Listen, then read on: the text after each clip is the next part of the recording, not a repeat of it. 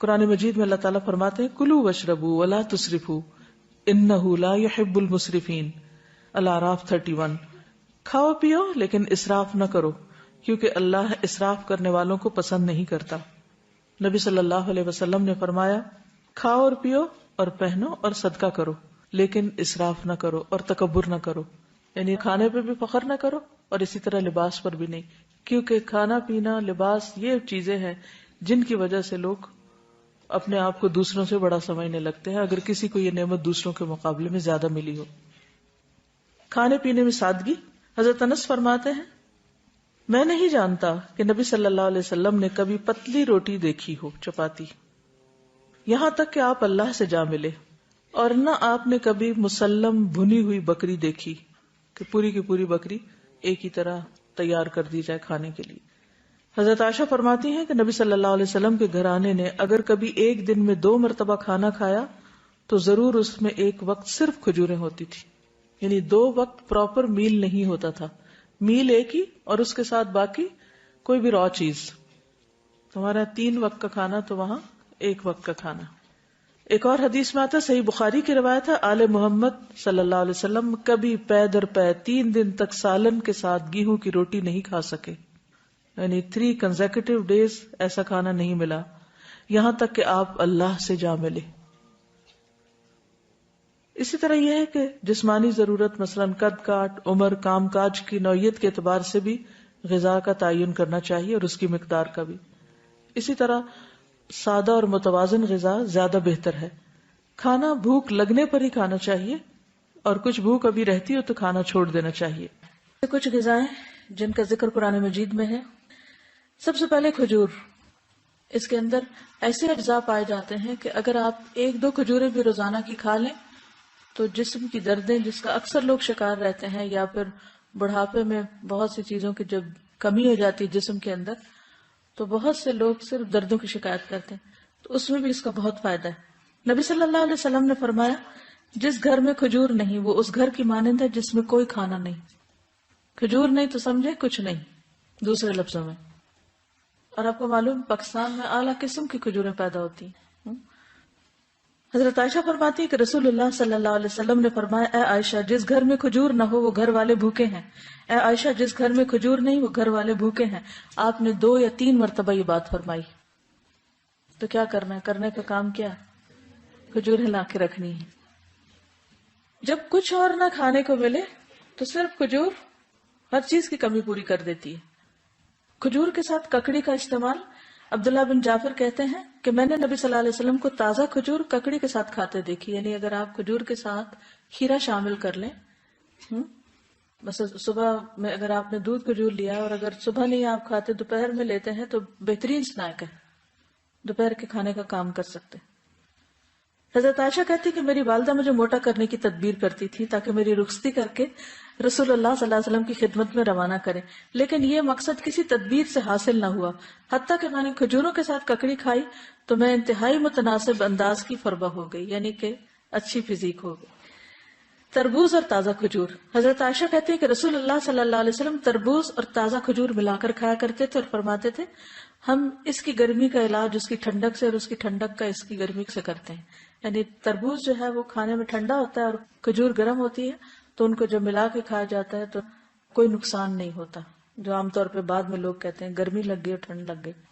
ایک صحابی سے مروی ہے کہ نبی صلی اللہ علیہ وسلم نے کچی اور پکی کھجور اور کشمش اور کھجور سے منع فرمایا، ان کو جمع نہیں کرنا چاہیے کیونکہ کشمش جو ہوتی ہے وہ بھی گرم ہوتی، اور اگر کھجور کھائیں تو ان 2 چیزوں کو ملائے نہیں، یعنی اگر آپ کو کھانا بنا رہے ہیں کچھ، کیونکہ ہمارے یہاں بعض ریسیپیز ایسی ہوتی ہے کہ اس میں دنیا بھر کی چیزیں اکٹھی کر دی جاتی ہیں تو بعض اوقات تو صحت کے لیے نقصان دہ ہوتی ہیں۔ دوسری چیز ہے انار۔ حضرت علی فرماتے ہیں کہ انار کو اندر والے چھلکے سمیت کھایا کرو کیونکہ یہ معدے کی بیماریوں کا علاج ہے۔ ہم عام طور پہ صرف اس کا پھل نکال کے کھا لیتے اور باقی سب چیزیں ویسٹ کر دیتے ہیں، تو اندر کا چھلکا کون سا ہوتا ہے؟ وہ وائٹ وائٹ اسٹف جس کے اندر دانے لگے ہوتے ہیں۔ انار بھی جنت کا پھل ہے اور اس میں بھی بہت سارے فائدے ہیں۔ زیتون، قرآن مجید میں اللہ تعالیٰ نے انجیر اور زیتون کی قسم کھائی، والتین والزیتون۔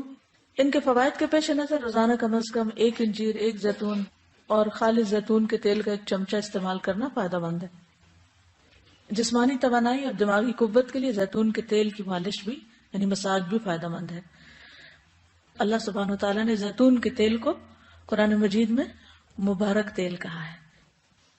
حدیث میں آتا ہے کلوا الزیت وادہنوا بہ فانہ من شجرۃ مبارکہ. نبی صلی اللہ علیہ وسلم نے فرمایا زیتون کا تیل کھاؤ اور لگاؤ، یہ ایک مبارک درخت سے نکالا گیا ہے. یعنی درخت مبارک ہے جس سے نکلا وہ تیل بھی کیا ہوگا؟ فإنها من شجرۃ مبارکۃ. ایک اور روایت میں آتا ہے زیتون کا تیل سالن کے طور پر استعمال کرو، یعنی روٹی کا ٹکڑا زیتون میں ڈبو کے کھا لو اور اسے سر اور بدن میں لگاؤ، یہ مبارک درخت سے حاصل ہوتا ہے. حضرت عائشہ فرماتی ہے کہ رسول اللہ صلی اللہ علیہ وسلم وفات پا گئے اور آپ نے ایک دن میں 2 مرتبہ روٹی اور زیتون کا تیل سیر ہو کر نہیں کھائے، یعنی 2 بار میل نہیں لیا آپ نے، 1 میل ہوتا تھا آپ کا، اور ہر وقت وہ گھی میں لگا ہوا نہیں ہوتا تھا. پیلو کے درخت کا پھل.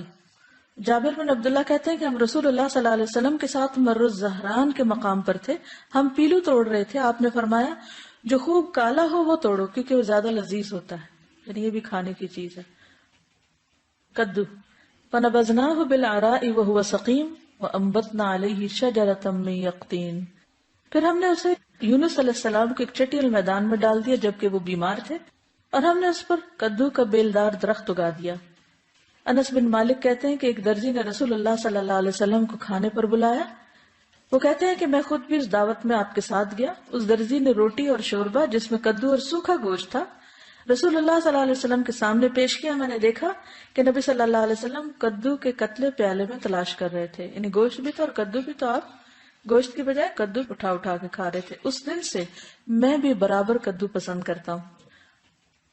حضرت یونس علیہ السلام کی بیماری کے علاج کے طور پر کدو کی بیل اگائی گئی تھی، جس سے ان کے جسم پر جو بھی مچھلی کے اسٹمک میں جانے کی وجہ سے جو ایسیڈک مادہ تھا وہ لگنے سے زخم وغیرہ ہوئے ہوں گے، ان کا علاج اس سے ہوا. انس کہتے ہیں کہ اس کے بعد جو کھانا میرے لیے تیار کیا گیا اور جتنا مجھ سے ہو سکا میں نے اس میں کدو کو ضرور شامل کر لیا. چقندر اور جو. سہل بن سعد کہتے ہیں کہ ہمیں جمعہ کے دن بڑی خوشی ہوتی. ہماری ایک بوڑھی خاتون تھی، وہ چقندر کی جڑیں لے کر اپنی ہانڈی میں پکاتی، اوپر سے کچھ جو کے دانے اس میں ڈال دیتی. ہم جمعہ کی نماز پڑھ کر ان کی ملاقات کو جاتے تو ہمارے سامنے یہ کھانا رکھتی، یعنی ہر جمعہ وہ یہ کھانا پکا کے رکھتی اور ہم سب کھاتے. جمعہ کے دن ہمیں بڑی خوشی اسی وجہ سے رہتی تھی، یعنی ہمیں پتا ہوتا تھا آج اچھا سا کھانا ملے گا. ہم نماز جمعہ کے بعد ہی صبح کا کھانا کھایا کرتے تھے. اللہ کی قسم نہ اس میں چربی ہوتی تھی نہ گھی، یعنی چقندر ہوتے تھے ابلے ہوئے اور اس کے اوپر جو کے کچھ دانے، پھر بھی خوش ہوتے تھے. ہمارا کیا حال ہے؟ کہتے ہیں اللہ کی قسم نہ چربی ہوتی تھی نہ گھی. اگر ہمیں کبھی بیماری میں بھی کبھی علاج کے طور پر بھی ایسی سبزی کھانے کو ملے تو ہم اپنے آنسو سے اس کو بھگو دیں.